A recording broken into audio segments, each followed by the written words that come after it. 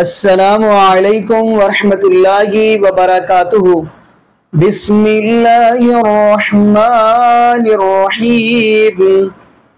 جی ناظرین، آج ہم جس حوالہ سے آپ کے سامنے گفتگو کرنا چاہتے ہیں وہ یہ ہے، آیا کہ نبی پاک صلی اللہ علیہ وسلم کا نام آئے، درود تو پڑھنا ہے لیکن انگوٹھے بھی چومنے ہیں۔ اس حوالہ سے آج ہم گفتگو کریں گے، قبل اس سے کہ ہم آپ کے سامنے احادیث بیان کریں اور دو چار جملے یعنی نکتے بیان کریں، آپ کو پہلے کچھ مولویوں کی ویڈیو دکھاتا ہوں جن کا یہ کہنا ہے جی انگوٹھے بھی چومنے ہیں، اور کچھ مولوی حضرات ہیں جن کا کہنا نہیں چومنے۔ خیر وہ ہم پہلے ویڈیو دیکھتے ہیں، پھر انشاءاللہ اسی حوالہ سے ہم بھی گفتگو کریں گے۔ تو آگے ناظرین مل کے ویڈیو دیکھتے ہیں۔ How is it kissing on thumb on hearing the blessed name of the Holy Prophet صلی اللہ علیہ وسلم؟ سرکار دو عالم صلی اللہ علیہ وسلم کا نام نامی سن کر انگوٹھوں کو چومنا، اس بارے میں کیا فرماتے ہیں؟ کچھ ارشاد فرمائیے۔ نبی کریم صلی اللہ تعالیٰ علیہ وآلہ وسلم کا نام نامی اس میں گرامی اگر اذان میں کوئی سنے تو ایسی صورت میں مستحب یہ ہے کہ انگوٹھے چوم کر اپنی آنکھوں سے لگائے۔ یہ سیدنا صدیق اکبر رضی اللہ تعالیٰ عنہ سے یہ طریقہ ثابت ہے۔ سیدنا صدیق اکبر رضی اللہ تعالیٰ عنہ نے حضور اکرم صلی اللہ تعالیٰ علیہ وسلم کو جب سرکار دو عالم صلی اللہ تعالیٰ علیہ وسلم کا نام نامی سنا تو آپ رضی اللہ تعالیٰ عنہ نے اپنے انگوٹھے چومے تھے، اور یہ فتاوی شامی میں بھی اس عمل کے استحباب کا باقاعدہ صراحت کی گئی ہے کہ نبی کریم صلی اللہ تعالیٰ علیہ وسلم کا نام نامی اس میں گرامی اگر کوئی اذان میں سنے تو مستحب یہ ہے کہ شہادتین میں انگوٹھے چوم کر اپنی آنکھوں سے لگائے۔ اور اس میں یہ فضیلت بھی احادیث میں وارد ہوئی ہے کہ جو اس طرح حضور اکرم صلی اللہ تعالیٰ علیہ وسلم کا نام سن کر اذان میں اپنے انگوٹھے چوم کے آنکھوں سے لگاتا ہے تو اس کی آنکھیں دکھیں گی نہیں۔ سبحان اللہ، سبحان اللہ، تو کتنا پیارا یہ عمل ہے۔ تو ضرور سرکار دو عالم صلی اللہ علیہ وسلم کا نام نامی جب سنیں آنکھوں سے لگائیں، سبحان اللہ، اور یہ برکت والی چیز اور آپ نے سن لی اس کی فضیلت بھی۔ میرے آقا وہاں پر کھڑے ہو کر اپنی امت کا انتظار کر رہے ہوں گے۔ سرکار جنت میں ایک دفعہ نہیں کئی دفعہ جائیں گے، ایک دفعہ جائیں گے پھر دیکھیں گے اچھا یہ گھر خالی ہے، لوٹ کر آئیں گے، پھر ایک کو پکڑ کے لائیں گے، فرمایا یہ تیرا گھر، پھر جائیں گے، پھر آئیں گے، پھر جائیں گے، پھر آئیں گے۔ پوچھا گیا علماء سے حضور کس کو ڈھونڈیں گے صفوں میں؟ تو علامہ شامی لکھتے ہیں جو حضور کا نام سن کر نام چوم لیتا ہوں۔ یہ سیدنا صدیق اکبر نے چوما تھا، اور سرکار نے فرمایا، اللہ علی قاری نے موضوعات الکبریٰ میں لکھا کہ انگوٹھا چومنا اشہد ان محمد رسول اللہ، یہ کیوں منع ہے؟ چڑھنے کی ضرورت، مجھے تو یہ لاجک کی سمجھ میں نہیں آئی، یہ جائز نہیں ہے، جائز نہیں ہے، جائز نہیں ہے۔ تو میں نے کہا اس میں اتنا ناراض کیوں ہو رہے ہیں آپ؟ یہ کسی مولوی صاحب کے لیے کیا جاتا، کسی پیر صاحب کے لیے کیا جاتا تو آپ کا غصہ ہمیں تھوڑی دیر کے سمجھ میں آتا ہے۔ خدا جس کے پاؤں کے تلوے کی دھول کو یاد کرے تو اس کے نام کو اگر چوم لے تو یہ بدعت کہاں سے ہو سکتا ہے؟ سمجھ رہے میری بات آپ؟ یعنی اللہ تو فرمائے وَأَنْتَ حِلٌّ بِهَذَا الْبَلَدِ، محبوب تیرے پاؤں کے نیچے جو مٹی لگتی ہے میں اس کی بھی قسم اٹھاتا ہوں۔ وہ رب اعلیٰ ہے، وہ رب اعلیٰ ہے، جل وعلا ہے، لیکن محبت ایسی کہ محبوب تیری جبین کی بھی قسم اٹھائیں گے، تیری زلفوں کی بھی اٹھائیں گے، تیرے سینے کی بھی اٹھائیں گے، تیرے ہاتھوں کا وصف بھی بیان کریں گے، تیرے پاؤں کی استقامت بھی بیان کریں گے، اور محبوب تیرے پاؤں کی خوبصورتی کا بھی ذکر کریں گے، اور جو خاک لگ جائے اس کی کرامت کو بھی بیان کریں گے۔ مجھے بتا اس کے یہ زیادہ مشکل ہے یا انگوٹھا چومنا؟ یہ زیادہ۔ تو جب رب یہ بیان کر دے تو انگوٹھا چومنے کی اہمیت سے زیادہ تو یہ چیز تھی نا، لیکن انگوٹھا چومے تو انہیں ناراضگی ہو جاتی ہے۔ تو میں نے کہا ناراضگی کیوں؟ جب اذان ہوئی حضرت بلال نے اذان دی اشہد ان محمد رسول اللہ، حضرت ابو بکر کو کسی نے کہا نہیں تھا لیکن فوراً روایت میں آتا ہے سبابہ، آپ نے اپنی شہادت کی انگلی اور ایک روایت میں آتا ہے انگوٹھا، اس کو چوم کر اپنی آنکھوں سے پھیرا کہ فاصلہ ہے 10 بوسی نہیں کر سکتا، تو بس ایسی حضور کا نام چوم لیتا ہوں۔ میرے آقا نے دیکھ کر فرمایا جس نے ایسا عمل کیا نا جیسے میرے ابو بکر نے کیا ہے میری شفاعت اس پر حلال ہے۔ ایک بھائی نے پوچھا کہ انگوٹھے چومنے کی کیا دلیل ہے کہ یہ شرعی طور پر جائز ہے؟ یعنی نبی کریم صلی اللہ علیہ وسلم کا نام اقدس سن کر بعض لوگ اس طرح انگوٹھے چوم کر آنکھوں سے لگا لیتے ہیں، تو اس کی کیا شرعی حیثیت ہے؟ دیکھیں مسئلہ یہ ہے کہ نبی کریم صلی اللہ علیہ وسلم نے بالکل واضح طور پہ فرمایا کہ وما رآ المؤمنون حسنا فهو عند اللہ حسن، کہ جس عمل کو مومن اچھا گمان کرے، مومن سے مراد اس میں عوام بھی اور خواص بھی، علماء بھی ہوں اور عوام بھی، جس کو اچھا گمان کرے وہ اللہ تبارک و تعالی کے نزدیک بھی اچھا ہے۔ یہ ضابطہ خود نبی کریم صلی اللہ علیہ وسلم فراہم فرما رہے ہیں، لہذا اگر یہ عمل علماء اور عوام دونوں کر رہے ہیں تو اس میں شرعاً کوئی حرج نہیں، اور پھر اس کی ممانعت نہ ہو، قرآن و حدیث میں کوئی منع بھی نہ کیا ہو، تو پھر اس میں کوئی حرج نہیں ہے، اس کو کر سکتے ہیں۔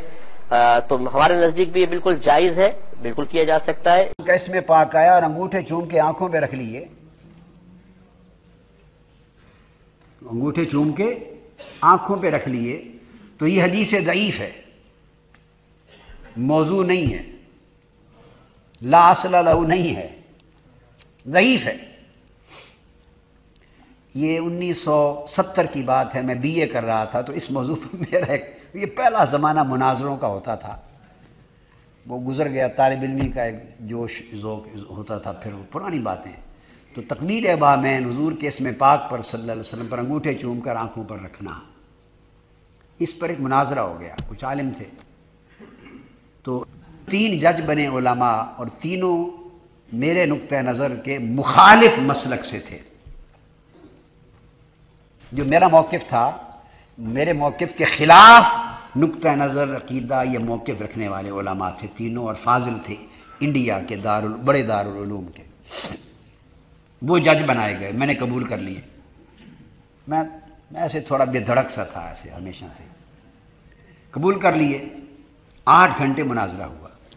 میں نے صرف اتنی شرط عائد کی کہ یہ مولانا، وہ تو مولانا تھے تو میں تو بچہ تھا۔ 1970 میں تو میری عمر 29 سال تھی نا، 19 سال تھی، ہاں 51 کی پیدائش ہے میری، 19 سال میری عمر تھی، 19 سال، اور وہ مولانا تھے۔ میں نے کہا مولانا سے کہیں کہ یہ بھی اپنا موقف لکھ کر تحریری طور پہ ججوں کو دے دیں کہ یہ ثابت کیا کرنا چاہتے ہیں، میں بھی لکھ کر دے دیتا ہوں کہ میرا موقف، میرا مسلک کیا ہے، میں ثابت کیا کروں گا۔ بعد میں گڑبڑ ہو جاتی ہے، پھر ہیر پھیر ہو جاتا ہے۔ چٹ لکھ کر آپ کو دے دیں اور ہم دونوں پابند ہوں گے، جو لکھ کر دے دیں گے یہ عقیدہ ہے، یہ نقطہ نظر ہے، اسی کو ثابت کر دیں۔ انہوں نے لکھا بڑا زوردار کہ انگوٹھے چوم کے آنکھوں پر رکھنا بدعت ہے، جو یہ کرتا ہے وہ گمراہ ہے، وہ جہنمی ہے، نہ اس کا دین قبول، نہ نماز، نہ روزہ، نہ حج، نہ زکوٰۃ، وہ دوزخ کا ایندھن ہے، یہ بالکل حرام ہے، کہیں سے ثابت نہیں۔ ایک لمبا آدھا صفحہ انہوں نے جوش میں لکھ دیا، بند کر کے منصفین کو دے دیا۔ یہ میں آپ کو نکتہ بتا رہا ہوں۔ اس کے بعد میں نے بھی لکھ کے دے دیا تھا، الگ الگ بیٹھ کے لکھا۔ میں نے لکھا تقبیل بہامین، انگوٹھے چوم کر آنکھوں پر رکھنا، یہ حدیث ضعیف سے ثابت ہے، حدیث ضعیف سے ثابت ہے، اور حدیث ضعیف پر عمل کرنا فضائل اعمال میں جائز ہے۔ اس کی فضیلت آئی ہے حدیث ضعیف میں، اور فضائل کے باب میں اور فضائل اعمال میں حدیث ضعیف پر عمل کرنا جائز ہے۔ سو اگر کوئی اس پر عمل کرے اس نیت سے تو ثواب پائے گا، اور اگر کوئی نہیں کرتا تو اسے گناہ نہیں ہے کہ کسی واجب کا ترک اس نے نہیں کیا۔ فضیلت کا اس نیت سے کرے گا تو ثواب پائے گا، اجر ملے گا۔ میں نے یہ لکھ کے اس کو دے دیا۔ جب وہ انہوں نے کھول کے دونوں کا موقف پڑھا تو وہ مولانا بہت ناراض ہو گئے۔ انہوں نے کہا یہ کیا لکھا ہے؟ میں نے کہا بھی ہمارا نقطہ نظر ہی یہی ہے، اس سے ہٹ کر کسی کا عقیدہ اس کے علاوہ نہیں ہے۔ یہ باقی جو کچھ اس کے علاوہ ہے وہ آپ کے اپنے مغالطے ہیں جو ذہن میں پیدا کر رکھے ہیں، علاوہ اس کے نہیں ہے، عقیدہ یہی ہے۔ اس کے بعد وہ شروع ہو گیا مناظرہ، 15-20 منٹ دونوں نے گفتگو کرنی تھی۔ میں بطور مثال نکتہ سمجھانے کے لیے یہ واقعہ کوٹ کر رہا ہوں۔ اب وہ جب شروع ہوں تو میں نے کہا پابندی اب یہ ہے کہ جو مولانا لکھا ہے اب کتب سے جو کتابیں چاہیں وہ نکال لیں، یہ جو لکھا ہے یہی ثابت کرنا ہوگا۔ اگر یہ ثابت نہیں کریں گے لکھا ہوا تو ان کی بات کو چلنے نہیں، 20 منٹ ضائع نہیں ہونے دوں گا میں۔ ٹو دی پوائنٹ جو لکھا ہے وہ ثابت کریں۔ اب جو لکھ کے دے چکے تھے وہ دنیا جہان کی کسی کتاب میں لکھا ہوا ہو تو ثابت کریں. وہ تو صرف ان کے غصہ تھا، بس ایک غصہ تھا جو بہت لوگ نکالتے ہیں، علم کی کمی، غصے کی زیادتی. میں نے گفتگو کی تو میں نے تو یہ پہلے لکھ دیا تھا کہ یہ حدیث، میں نے کہا ہی نہیں کہ حدیث صحیح ہے، یہ حدیث ضعیف سے ثابت ہے. اور فضائل اعمال میں مذہب یہ ہے مختار، اکثریت ائمہ حدیث کا بتاؤں گا آپ کو ابھی کہ اس پر عمل کرنا جائز ہے. تو بس میں نے تو ان کو 50 حوالے جات دے دیے. تو وہ جو تینوں جج تھے بالآخر ان تینوں نے کھڑے ہو کر آخر پہ تحریری فیصلہ لکھا اور ان کی شکست کا اور میری فتح کا اعلان کیا. میں چونکہ بات کروں گا فقہ حنفی کے حوالے سے، فتاوی صوفیہ، رد المختار، در مختار، اور اس کے علاوہ تحتاوی شریف، مراقی علی الفلاح، یہ جو ہمارے فقہ کی مشہور کتابیں ہیں، ان میں انہوں نے لکھا ہے کہ مستحب یہ ہے کہ جس وقت مؤذن ان کلمات پر پہنچے اشہد ان محمد رسول اللہ، تو جو سننے والا ہے وہ اپنے ناخنوں کو، انگوٹھوں کو چوم کر اپنی آنکھوں سے لگائے اور وہ پڑھے قرۃ عینی بک یا رسول اللہ. یہ مستحب ہے، یعنی اگر کرے گا تو اچھا کام ہے، محبت رسالت کا معاملہ ہے، اور نہیں کرے گا تو کوئی گناہ نہیں. اور اس کو حدیث سے استدلال کیا گیا جو مرفوع حدیث ہے.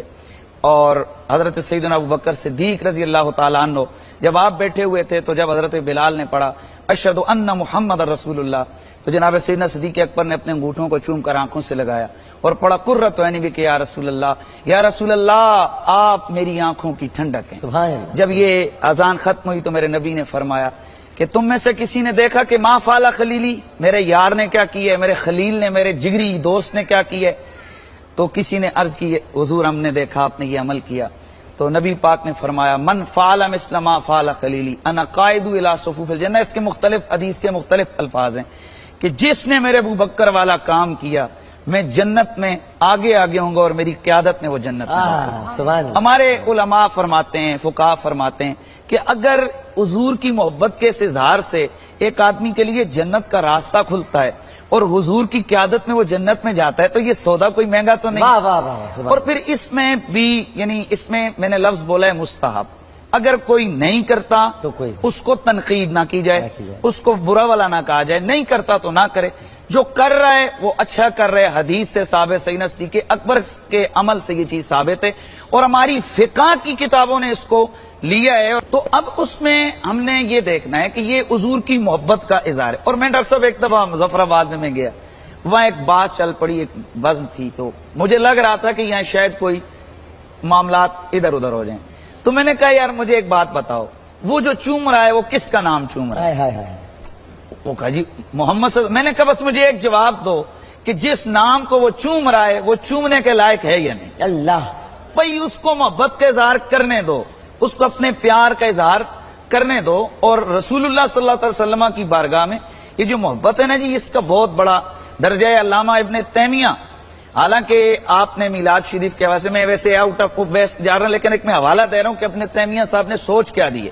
علامہ ابن تیمیہ وہ بے شک انہوں نے میلاد شریف کے حوالے سے بہت کچھ کیا، لیکن اقتداء صراط مستقیم کے اندر وہ لکھتے ہیں، کہتے ہیں او بھائی وہ جو رسول اللہ کی محبت میں اگر یہ عمل کرتا ہے نا، حضور کا میلاد کرتا ہے، نعتیں پڑھتا ہے، تو میں وثوق قلبی سے کہتا ہوں اس کی محبت کا عمل کبھی ضائع نہیں جائے. اللہ یعنی اتنا علامہ ابن تیمیہ نے کہا، حالانکہ انہوں نے اپنی طرف سے بہت ساری باتیں اس کے اگینسٹ بھی دلائل دیے، لیکن آخر میں یہ بات کی یعنی ہم یہ دیکھیں جو محبت سے کر رہے ہیں اس کی محبت کا عمل اس کو مقبول ہوگا. پھر یہاں تو حدیث شریف ہمارے پاس ہے تو وہ سوال کا اور یہاں ڈاکٹر صاحب کچھ لوگ صرف اشہد ان محمد رسول اللہ پر انگوٹھے چومتے ہیں اور جواب نہیں دیتے ہیں. میرے استاد گرامی حضور قبلہ قائی سیدی پیر سید حسین الدین شاہ صاحب مسلح امت، لاکھوں ہزاروں علماء کے اور مرید، ان کے لاکھوں مریدین، ہزاروں بڑے بہت بڑے اور پھر تنظیم المدارس اہل سنت پاکستان کے مرضی سرپرست اعلیٰ ہیں.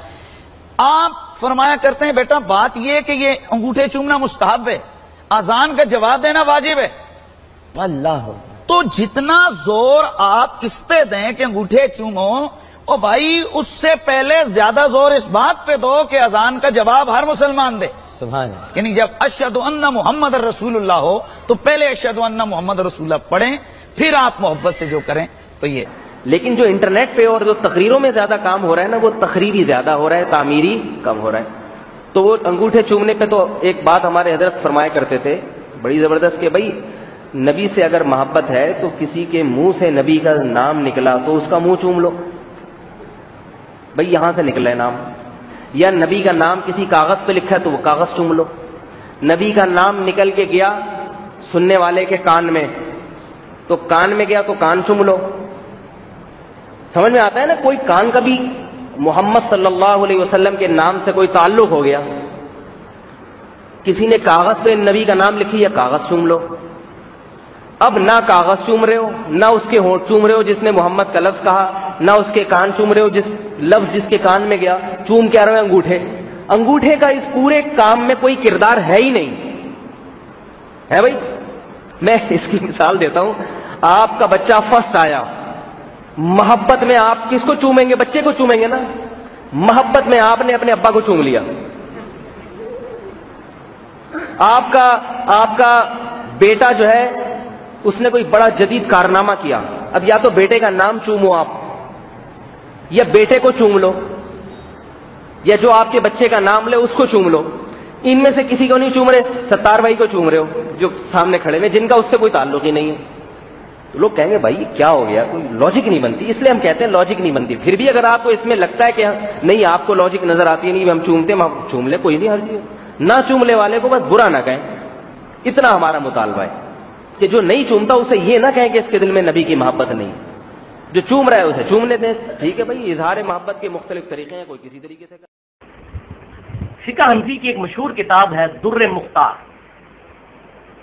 اس پر حاشیہ لکھا ہے ابن عابدین شامی نے، جس کو فتاوی شامی بھی کہا جاتا ہے اور رد المختار بھی کہا جاتا ہے. در مختار، مختار میں خے ہے خرگوش والی، اور رد المختار میں خے ہے حلوائی والی. رد المختار یہ اس کا رد نہیں ہے، رد المختار یعنی در مختار پر جو اعتراضات کیے گئے ان کا رد انہوں نے کیا ہے. اور یہ فقہ حنفی کی متفق علیہ کتاب ہے. بریلوی اور دیوبندی مکتبہ فکر کے علماء اس کتاب کو پڑھاتے ہیں، بلکہ یہ ان کے نزدیک امام حنیفہ رحمۃ اللہ علیہ کے بعد جو چند بڑے علماء ہیں ان میں سے ابن عابدین شامی بھی.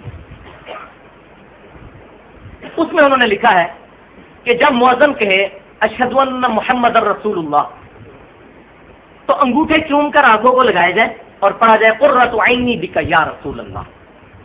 اے اللہ کے رسول آپ میری آنکھوں کی ٹھنڈک ہے. آپ آنکھوں کی کیا، ہمارے دل کی، ہماری ایک ایک رگ کی ٹھنڈک ہے. اس میں تو کوئی دوسری بات ہی نہیں ہے. اور دوسری طرح پڑھا جائے صلی اللہ علیہ یا رسول اللہ. اب یہ فقہ حنفی کی متفقہ کتاب میں یہ مسئلہ لکھا ہوا ہے، لیکن ظلم کی انتہا ہے کہ دیوبند مکتبہ فکر کے علماء جو ہیں اس کو بدعت کہتے ہیں. حالانکہ پتہ ہے ان کو